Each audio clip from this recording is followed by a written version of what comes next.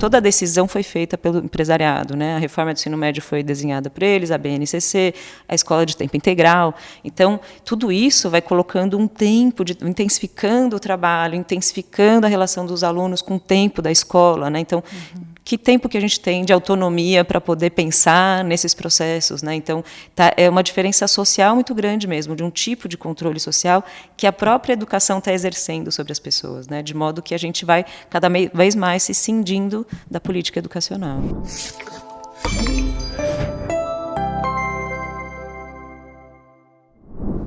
Olá, este é o Analisa, um programa produzido pela Secretaria Executiva de Comunicação da Unicamp. Eu sou Hebe Rios e hoje o Analisa tem trabalhos técnicos de João Ricardo Boi, Marcos Botelho Júnior e edição de Kleber Casablanca. Hoje nós vamos falar sobre a financiarização da educação. Escolas do Estado de São Paulo, como você deve estar acompanhando aí no noticiário, vão ser construídas e receber a manutenção a partir da iniciativa privada, né, de investimentos da iniciativa privada. No início do mês de novembro, foi feito mais um leilão que passa para a iniciativa privada a construção e manutenção de 33 escolas públicas estaduais. A segunda etapa do leilão inclui escolas, inclusive, da região de Campinas. O programa prevê manutenção, limpeza, vigilância, portaria, jardinagem e alimentação, que todos tenham a administração da iniciativa privada. Houve protestos de estudantes e professores argumentando que o leilão não considera o princípio da gestão democrática e integração entre espaço físico e funções pedagógicas.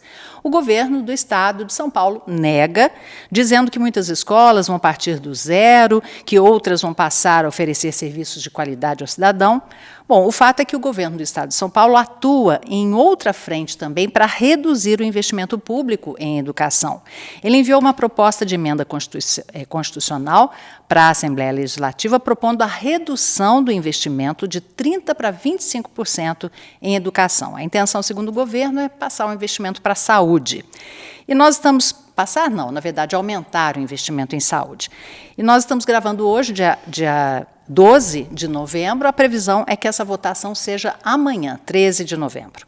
São ações aparentemente contraditórias, porque uma busca um recurso e a outra tira recurso da educação.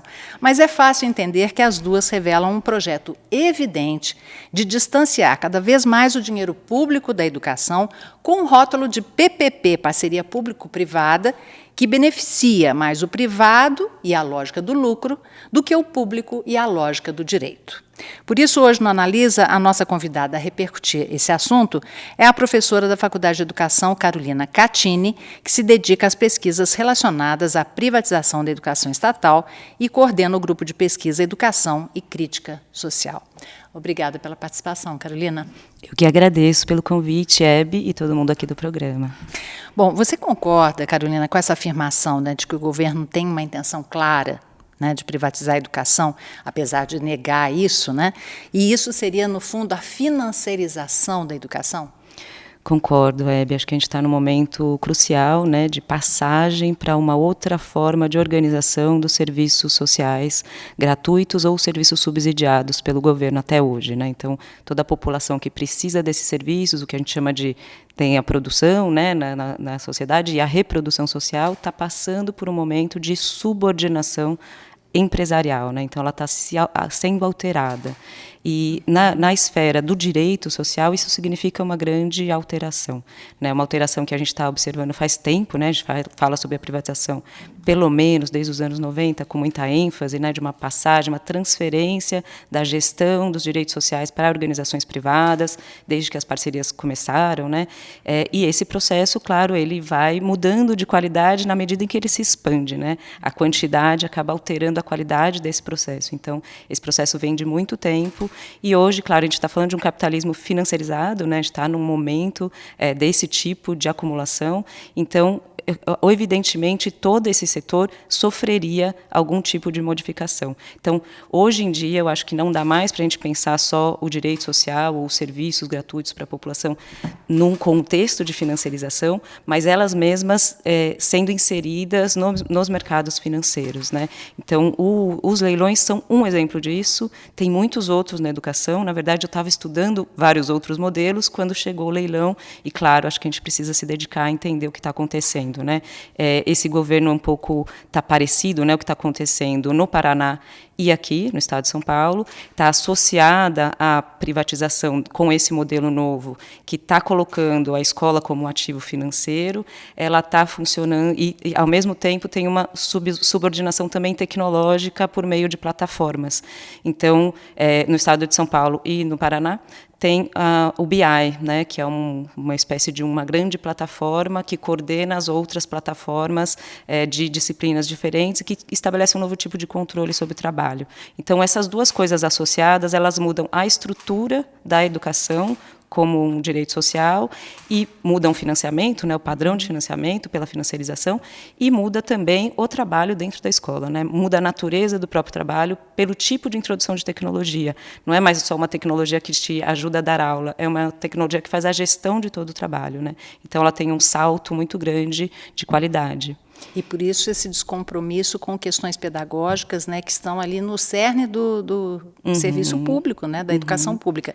Agora, o secretário de Educação disse que, Feder, né, disse que a maioria das pessoas aprova isso, que os protestos foram pontuais, etc.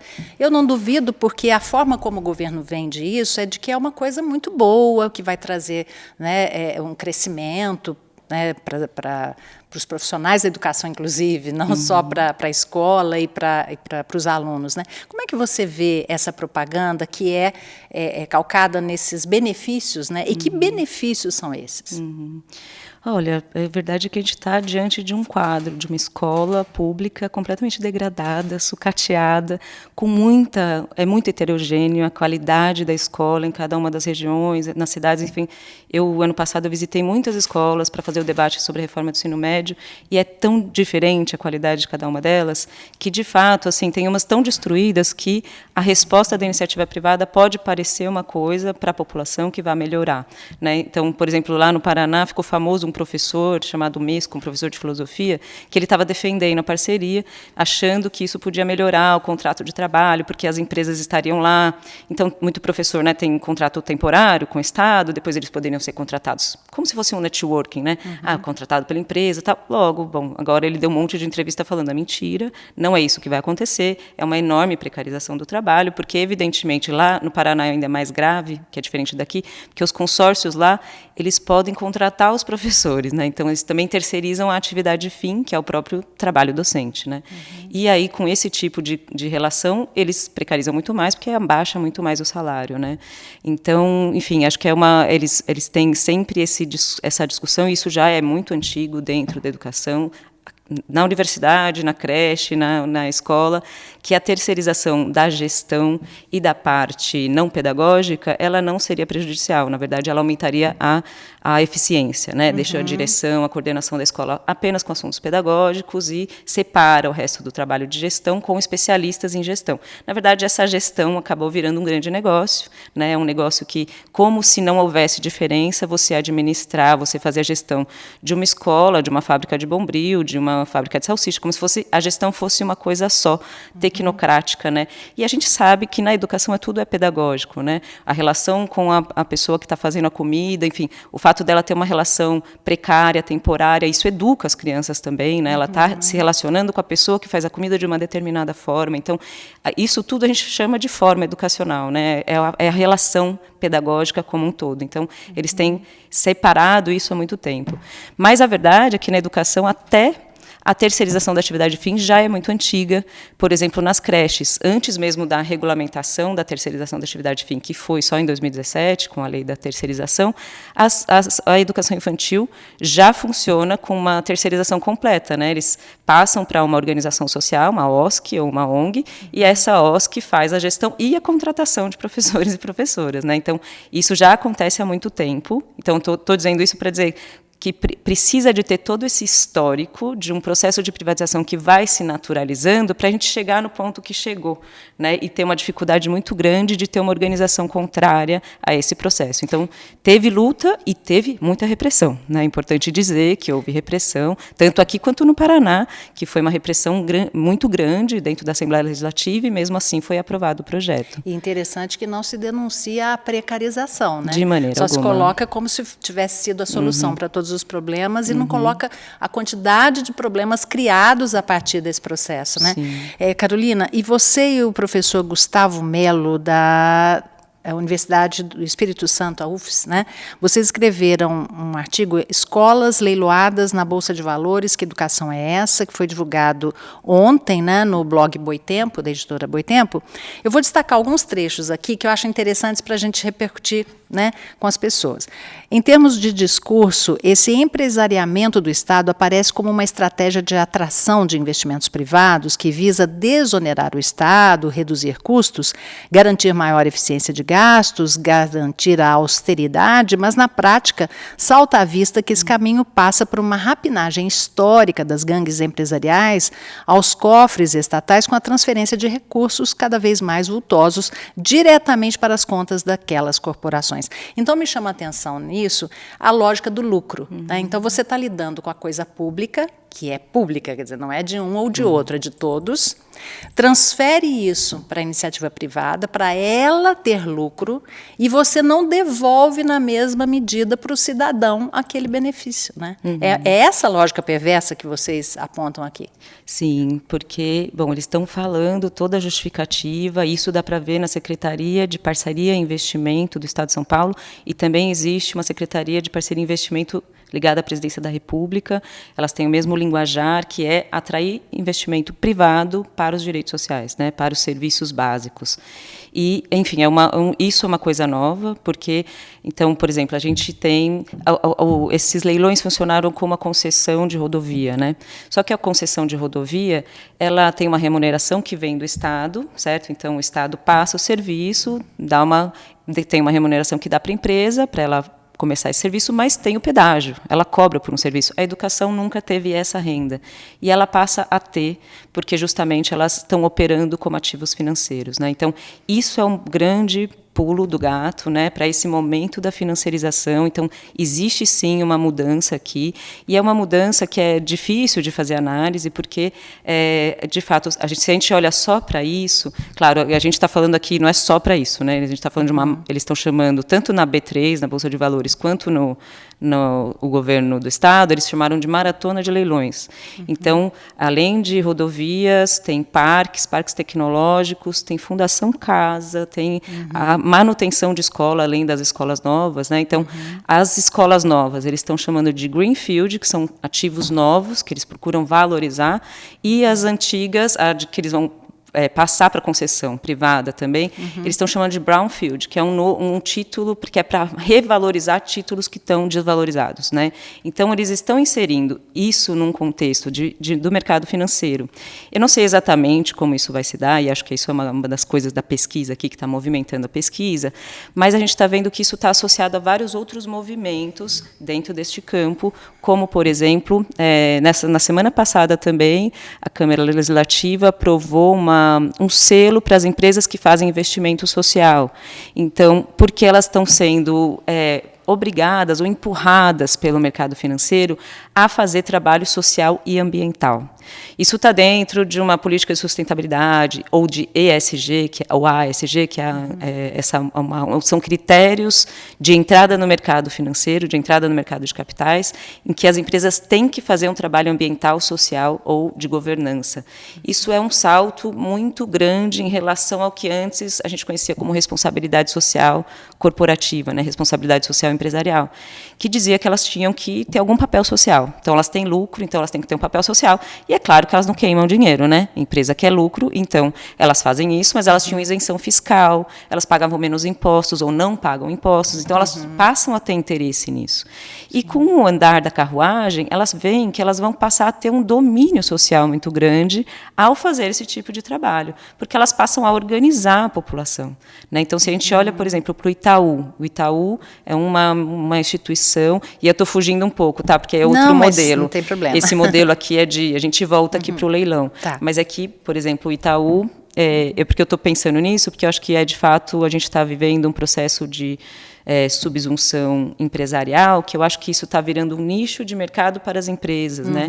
E por meio dessas dá para entender melhor. Então, por exemplo, o Itaú tem o Itaú Social, a Fundação Titi Setúbal. Bom, tem uma gama de serviços de cultura, educação e assistência social ligadas a uma instituição financeira, né? Então, ela também já funcionava por meio, isso é antigo, esse fundo acho que deve ser dos anos 90, ou final dos 80, eles têm um fundo patrimonial, e esse fundo serve como um meio de fazer investimentos em títulos ou em títulos empresariais ou bancários e tal, e esse rendimento serve para eles financiarem os serviços sociais.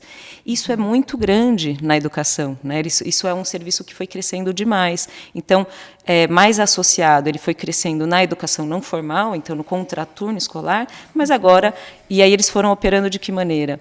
Fazendo negócios de impacto social, né? Então, eles fazem um investimento privado, e eles estão falando muito de fazer investimento privado, num setor. Quando isso tem sucesso, vamos dizer, eles comprovam que é uma boa modelagem de serviço gratuito para a população, isso eles passam a fazer um advocacy, que é um antigo lobby empresarial, para isso virar lei. E isso se expande em larga escala e o Estado remunera, né? Então, o Estado passa a entrar com dinheiro. Então, tem uma lógica que está muito grande dentro da educação, está muito rápido esse processo, que o leilão ele coloca com outro modelo, que eu acho que é um modelo mais ligado à extrema-direita, que é muito mais radical, porque eles nem falam de sustentabilidade, eles nem falam de questão ambiental e social. É muito mais evidente a questão do lucro, da eficiência mercantil, da defesa do mercado, enfim, tem aqui uma relação muito mais brutal, né, que nem do outro lado a gente ainda via todo um convencimento, uma ideia de consenso, né, agora não, é explícito, esse né? modelo é muito mais explícito. É a educação como negócio, né, como lucro, mas não a educação como a gente gostaria, né, para formar um cidadão crítico, etc.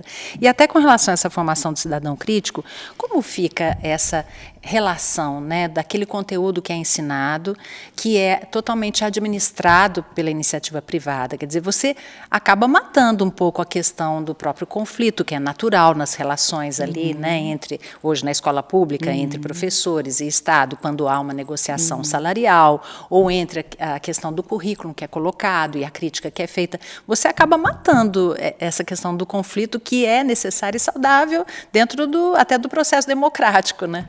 Claro. Bom, mas aí se você vai numa escola pública, o conflito está saltando aos olhos porque está realmente uma grande panela de pressão, né? Mas, de fato, assim, acabar com o conflito porque esse modelo de educação ele não está sendo colocado. A gente foi expropriado da fazer política educacional, né? Não só a gente, mas sobretudo estudantes e professores dentro das escolas. Assim. Então, por exemplo, na reforma do ensino médio, colocou-se em discussão. Eu tenho dito que eles colocaram todo o holofote, toda a luz na questão curricular, o tempo de disciplinas da formação geral básica ou dos itinerários formativos e tal, e tirou toda a luz da questão estrutural. Que, por exemplo, também o Estado está colocando muito dinheiro, por exemplo, no Pé de Meia, por exemplo, que é uma política que vai fazer transferência de renda direto para o estudante e vai tirando dinheiro da educação em si, que vai passando a depender desses investimentos privados, né? Então, isso aqui a gente não foi convidado a conversar, nem muito sobre o currículo, né? Teve um monte de audiência pública, tal, mas a gente, de fato, não teve, a nossa iniciativa de colocar em debate, ela não foi levada em consideração, né? Então, a gente não está... não tem uma participação efetiva, né? Então, quando você fala do Feder dizer que as pessoas estão achando melhor e tal, de fato, se as pessoas tivessem conhecimento de tudo o que isso significa, talvez a gente pudesse ter um debate, mas a gente não tem, né? Então, e muito atropelado, né? Porque ao mesmo tempo tem o leilão numa semana, na outra semana tem o corte, não dar tempo, né, tem o corte de um dinheiro, um orçamento considerável, enfim, é uma coisa que vai também intensificando esse processo, né, de tomada de decisão, que a gente fica perdido, né? E se você for numa escola pública, toda a decisão foi feita pelo empresariado, né? A reforma do ensino médio foi desenhada por eles, a BNCC, a escola de tempo integral. Então, tudo isso vai colocando um tempo, intensificando o trabalho, intensificando a relação dos alunos com o tempo da escola, né? Então, que tempo que a gente tem de autonomia para poder pensar nesses processos, né? Então, é uma diferença social muito grande mesmo, de um tipo de controle social que a própria educação está exercendo sobre as pessoas, né? De modo que a gente vai cada vez mais se cindindo da política educacional. E eu vou destacar mais alguns pontos aqui que vocês falaram, né? A ordem, então, é maximizar os pagamentos feitos pelo Estado, minimizar os custos, precarizando ao máximo os serviços prestados e aviltando os salários dos funcionários, que mais ou menos foi o que você falou agora, né? A transformação dos direitos sociais em negócios de impacto, que, por sua vez, indicam uma reconfiguração do próprio Estado, e, inclusive, com um CEO, né, comentando que a oportunidade dessa parceria para a construção de escolas é a Copa do Mundo do nosso setor, o que mostra que isso realmente tem a questão do lucro em evidência, né?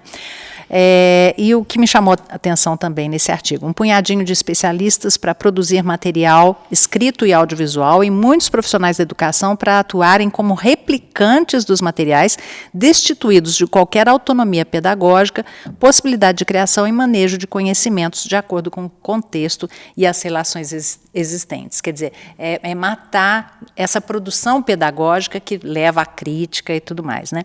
A educação destituída de pensamento crítico, né, que é isso que a gente está falando, auxílios financeiros para impedir a evasão escolar. Então, quando a gente entra nessa questão das bolsas e do auxílio, né, por meio delas, para que as pessoas não, para que você evite a evasão escolar, você acha que é um caminho em que eles estão concretizando isso e mascarando essa forma de agir também?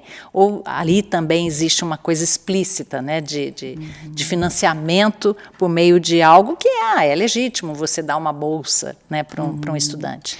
Claro, quem é que vai ser contra, né? Dar uma bolsa para os estudantes mais pobres. É como a gente ser contra a Bolsa Família. Sim. Óbvio que isso garante a existência, né, das pessoas pelo consumo, mas é um tipo de política diferente de políticas que se faziam há 30 anos atrás, né? Porque você necessariamente insere as pessoas pelo consumo, né? Então você oferece recurso, e aí você oferece um recurso que tem como expectativa que a pessoa...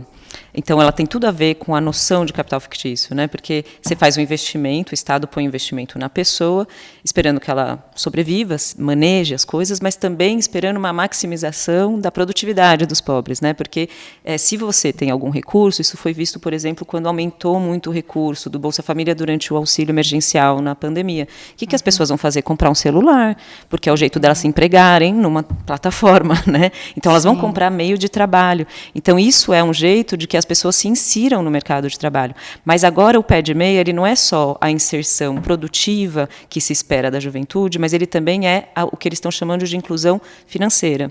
Porque o pé de meia, ele é uma transferência que vem um pouco por mês e sobra um pouco por uma poupança para quando o estudante se forma, né? Então, é uma remuneração, né? É uma remuneração que ele recebe para ir na escola. Então, segura esse ponto, porque isso aqui vai mudar, porque tem uma contrapartida quando o estudante recebe uma remuneração, né? Mas, ao mesmo tempo, a inclusão financeira é que, isso está na lei, tá, do pé de meia, tem um incentivo, uma oferta de que os estudantes comprem um novo título do Tesouro Nacional, que se chama Educa Mais. É um título do Tesouro que está disponível para a gente, entendeu? Então, a gente, se quiser, ao invés de investir num título bancário, numa renda fixa, você pode investir na educação dos jovens. Isso, você entende como isso vai colocando uma questão moral na sociedade, de onde você vai investir? Então, isso que está acontecendo, tá? Estão se criando títulos sociais onde as pessoas, ou as empresas, ou os investidores podem investir nesses títulos. Esse título Educa Mais, ele não serve para financiar o crescimento de vagas na universidade pública, ele serve para pagar, para cada aluno pagar a universidade privada depois, entende? E o pé de meia, olha que coisa mais paradoxal. Ele vai para os alunos, 30% dos alunos mais pobres do Brasil. Então, ele espera uma ideia de inclusão produtiva, ele tem isso como moeda de troca, e inclui financeiramente por meio da inclusão da compra de título, que era uma coisa impensável, que uma pessoa muito pobre, há um tempo atrás, fosse comprar títulos. Isso está acontecendo, né? Tem uma financiarização da pobreza muito grande. A Lena Lavinas é uma autora que tem trabalhado bastante com isso aqui no Brasil. Mas só para falar dessa inclusão produtiva, então, acho que aqui o pulo do gato da mudança na forma do direito social acontecer é que, numa ponta, tem a financiarização, tem os negócios de impacto, tem as empresas, mediações, títulos sociais, fundos de investimento, fundos de patrimoniais, mas, na outra ponta, tem uma ideia de colocar os alunos para trabalhar no período letivo. Isso é uma contrapartida por você receber um auxílio financeiro. Então, isso se chama, é uma política que é uma passagem do welfare state, um direito que se oferece gratuitamente, para o workfare. É um direito que se oferece, mas que você é cobrado de você a ativação para o trabalho. Não necessariamente você trabalhar, mas você pode ser estimular o empreendedorismo. Então, ensinar o jovem a fazer um projeto para ele arrecadar recurso num edital. Pode ser tem várias modalidades. Mas o que está acontecendo, o Itaú Educação e Trabalho está chamando isso de aprendizagem baseada em trabalho. Então, boa parte dessa juventude está recebendo bolsas para, no contraturno do ensino integral, então é considerado período letivo, porque eles estão chamando de aprendizagem baseada em trabalho, você trabalhar numa empresa. E, muitas vezes, aqui no Estado de São Paulo, por exemplo, quem paga, ou na Paraíba é mais antigo, no Estado de São Paulo é novo esse recurso, quem paga o salário para o estudante é o Estado. E aí, entende? Olha, outra forma de beneficiar a empresa por meio de uma inclusão produtiva. Então, é um domínio empresarial de ponta a ponta, né? Porque é desde a estrutura, da manutenção, do coisa predial, da gestão da escola, da questão pedagógica, é um controle total até chegar no trabalho estudantil.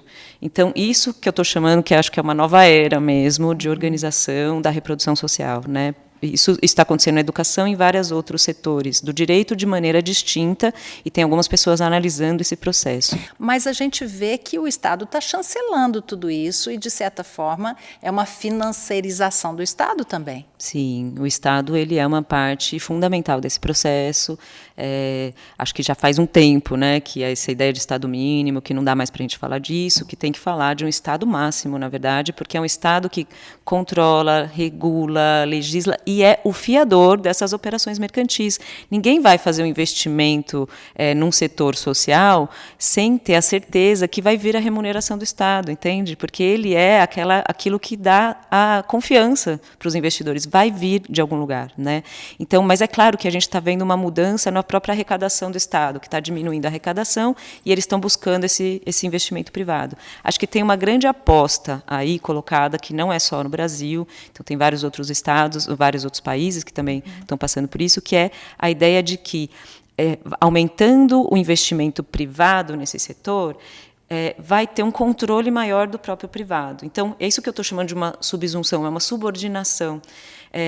Então, é como se, sei lá, é como a gente pensar assim, a gente pode inventar vários serviços empreendedores e vir uma plataforma e contratar todo mundo, entende? Uhum. É a mesma coisa que está acontecendo. Eles estão submetendo tudo a uma nova lógica que a gente tem pensado bastante se isso pode ser um tipo de gestão privada, governo privado, né? Com uma diferença que são vários gestores, né? Então, por exemplo, eu falei aqui do Itaú, Todos pela Educação, é um tipo. Isso aqui que a gente está falando é outro, mas todos eles estão atuando sobre educação. E todos atrelados ao Estado de alguma forma. E todos profundamente atrelados ao Estado de maneira distinta. Né? Então, o Estado aqui está fazendo todo esse aporte para os leilões, e não dá nem para a gente comparar, que faz tanto tempo que não se constrói uma escola no Estado de São Paulo, que não dá para a gente comparar o preço, se seria mais barato ou não. Mas, de qualquer forma, ele está fazendo um investimento muito grande nessa empresa. Tem uma transferência de recurso, que tem uma concentração de capitais, portanto, na mão dessas empresas privadas, que se espera que tenham retorno, que elas continuem investindo na educação, mas com rendimento.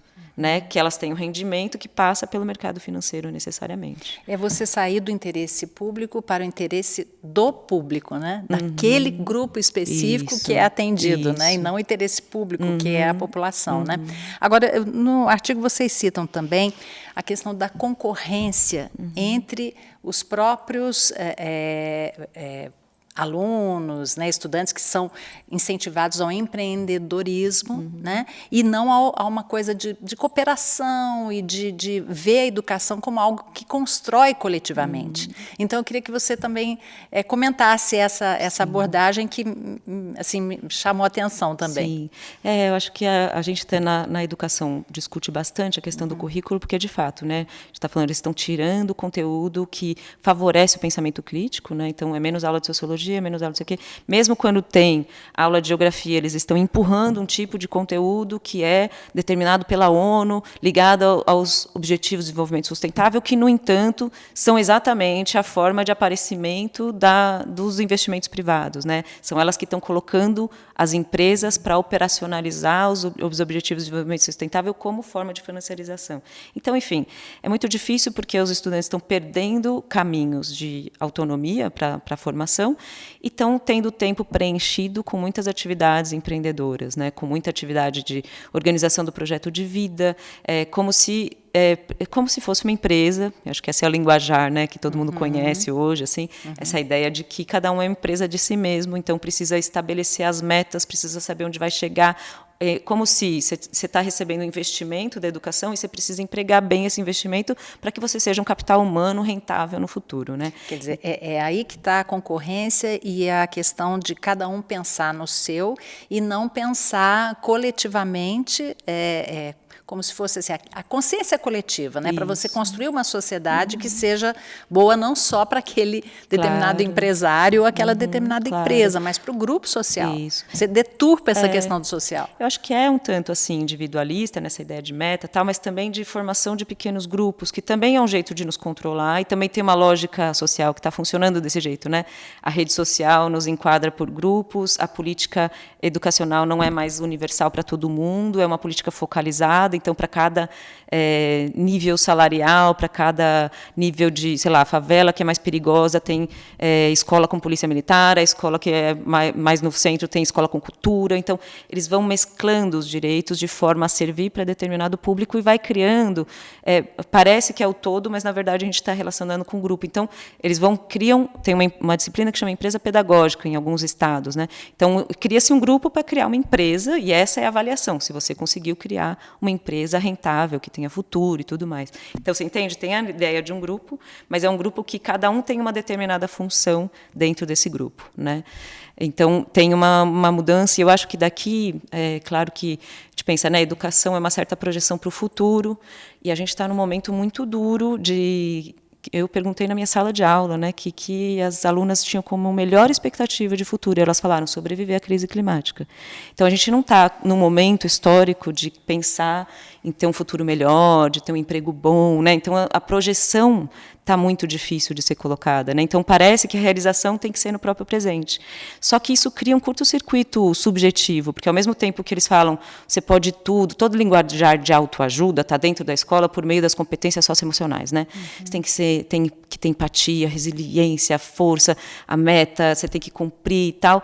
Só que isso não se realiza, e aí gera ansiedade, dor, depressão, né? Então, tem um choque aqui que é muito grave, e a juventude está sofrendo muito, né? Então, essa produção de sofrimento, enfim, ela também subjuga a gente mais ainda, né? Porque é mais uma das coisas que destitui a gente da capacidade de fazer política, né, de enfrentamento mesmo desse projeto. Então, isso, claro, está colocado para os estudantes, mas também para os professores e professoras, né, que vem assim uma deterioração das relações de trabalho muito grande e vai diminuindo a possibilidade mesmo de se colocar criticamente e de não só se colocar, né, mas pensar em como criar alternativas, né, porque de fato como eles estão dominando do começo ao fim assim a educação e tomando ela em tempo integral, isso vai criando um fechamento muito grande, que é muito aflitivo, assim. Professor, para a gente encerrar, a luz no fim do túnel, quer dizer, essa questão do espírito coletivo, da consciência coletiva, que está, né, isso tudo está sendo minado nesse processo, existe algum caminho para a gente nadar contra a corrente? Olha, eu acho que a gente não pode perder essa nossa força vigilante que a gente sempre teve, né, nas ciências humanas ou ligadas aí aos direitos à educação, à saúde e tal, porque eu acho que estão acontecendo processos, como no Paraná, que já deu para ver que as parcerias pioram, destroem, né, o sentido da educação. Ou mesmo isso que você falou desse modelo pedagógico, né, ele, poxa, né, uma máquina fazendo conteúdo e a gente replicando o conteúdo, enfim, isso vai transformando o nosso trabalho numa tortura, né, o que era para ser, o que tinha uma relação com a nossa produção, com a nossa criatividade, isso vai sendo deteriorado. Então, eu acho que a gente vai sendo cada vez mais levado a, por exemplo, ter mais experimentação pedagógica fora, tentando chamar a juventude para ter outros processos, que é um desafio também, né, diante da tecnologia, do TikTok e tal. E eu acho que talvez encontrar as brechas aí, né, desses processos e ver como é que a gente consegue se organizar. Eu acho que um pouco como o pessoal, os entregadores, que estão aprendendo a lutar com uma nova condição de trabalho, acho que a gente também está passando por isso na educação. É uma situação nova, um novo tipo de gestão sobre o trabalho, de gestão da educação, que a gente está agora aprendendo a lidar com ele. Muito obrigada, viu, professora Carolina Catini, pela participação hoje aqui no Analisa. A professora Carolina Catini é da Faculdade de Educação da Unicamp e se dedica às pesquisas relacionadas à privatização da educação estatal e coordena o grupo de pesquisa Educação e Crítica Social. Este foi o Analisa, um programa produzido pela Secretaria Executiva de Comunicação da Unicamp. Até o próximo programa.